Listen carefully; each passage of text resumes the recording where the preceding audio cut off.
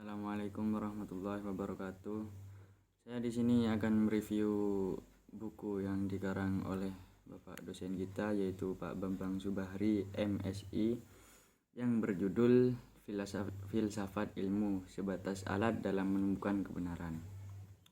Ya, nama saya sendiri Fathur Rahman Wahid dari kelas A1 KPI angkatan 22. Ya, bisa saya mulai, yaitu arti filsafat menurut etimologi atau bahasa.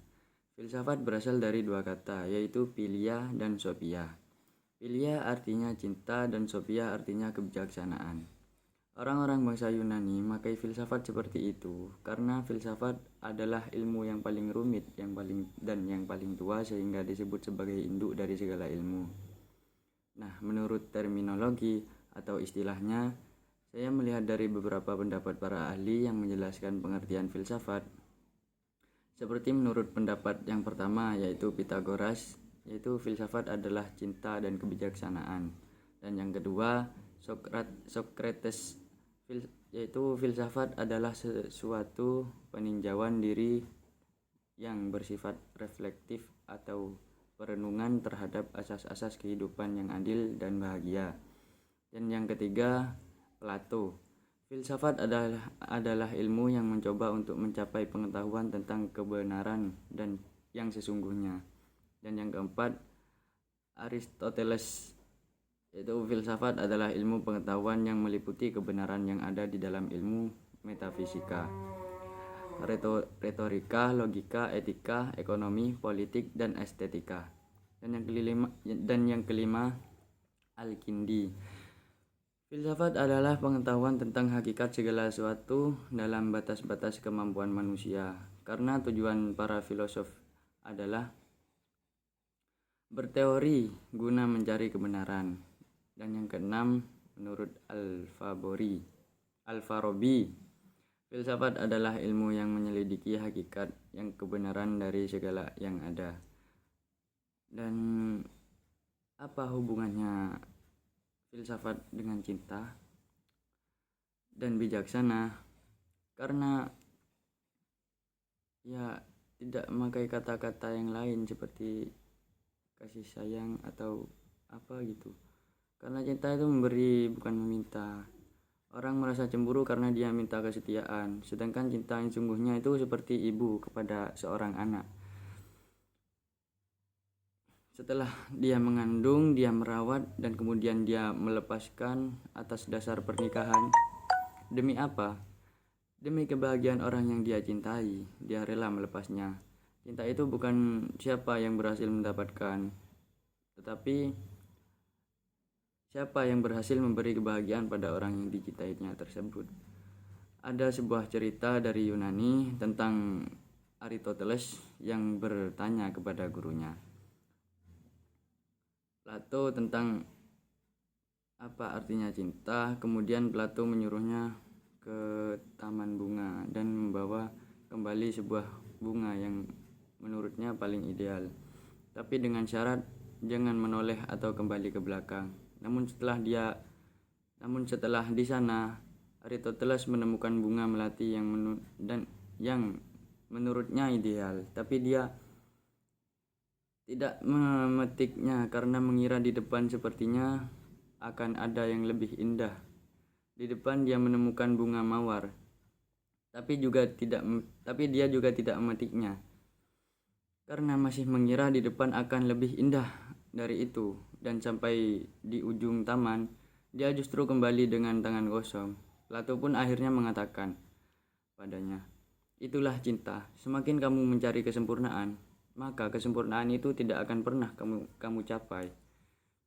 Begitulah. Sejarah perkembangan filsafat awalnya adalah berasal dari sebuah pertanyaan.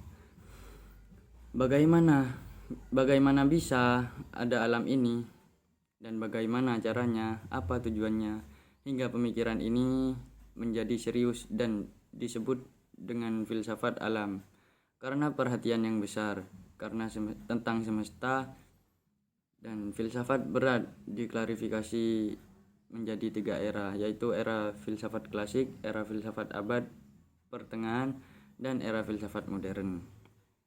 Untuk mencari kebenaran kita harus mengklarifikasi apa yang akan dianalisa dengan kerangka filsafat.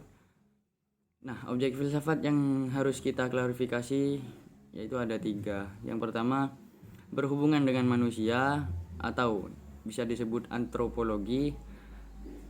Dan yang kedua, dengan alam, bisa disebut kosmologi. Dan yang ketiga, dengan Tuhan, yaitu teologi. Antropologi sendiri yaitu manusia adalah makhluk ciptaan Tuhan yang sempurna. Ya, karena kita diberi akal sehat, maka kita bisa berpikir. Dan yang kedua unsur yaitu unsur jiwa atau psikologi, unsur raga fisiologi. Konsep monisme menyatakan jiwa dan raga itu tidak dapat dipisahkan, seperti gambar Garuda dan angka pada uang koin. Tapi konsep dualisme menyatakan jiwa dan raga itu dua hal yang saling bertentangan, seperti pada waktu kita terkena pisau, kita sakit secara fisik.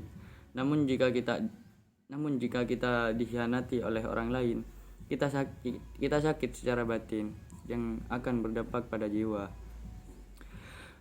Berikutnya kosmologi. Alam meliputi segala sesuatu yang dapat dilihat oleh panca indera. Alam itu mencakup benda, hewan, dan juga tumbuhan. Contoh yang kita ambil merpati dilambangkan sebagai lambang cinta. Itu bukan tanpa alasan. Merpati adalah hewan yang penuh cinta, karena sejauh apapun merpati terbang, dia pasti akan mengingat jalan pulang untuk kembali pada pasangannya.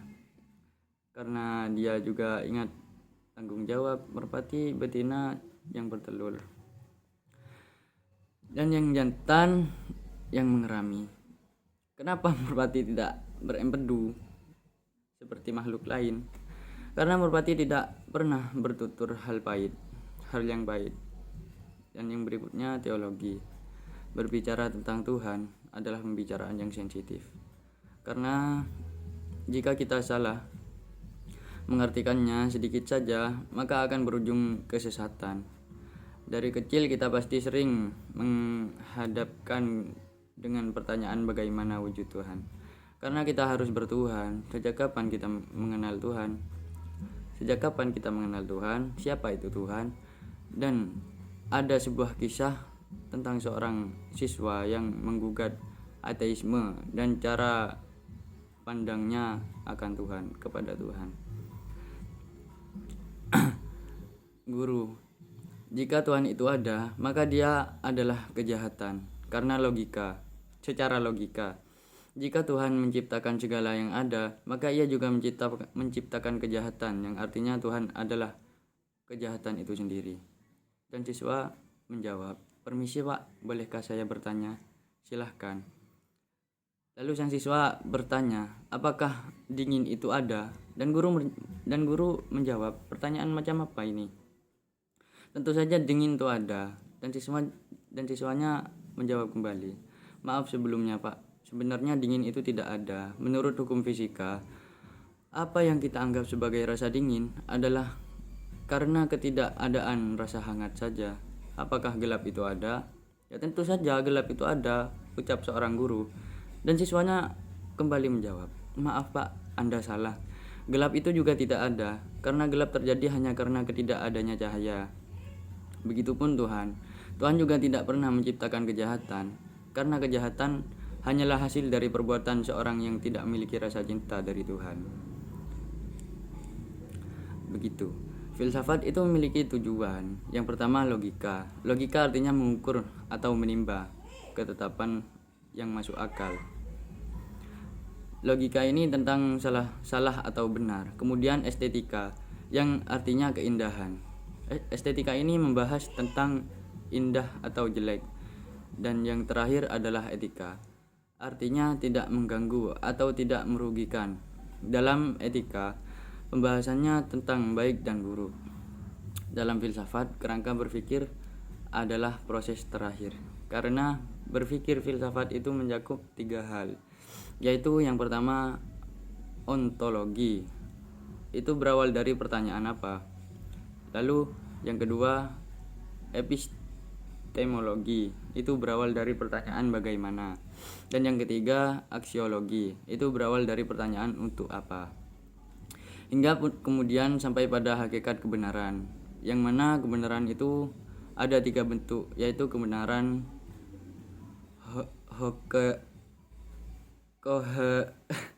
koherensi dan kebenaran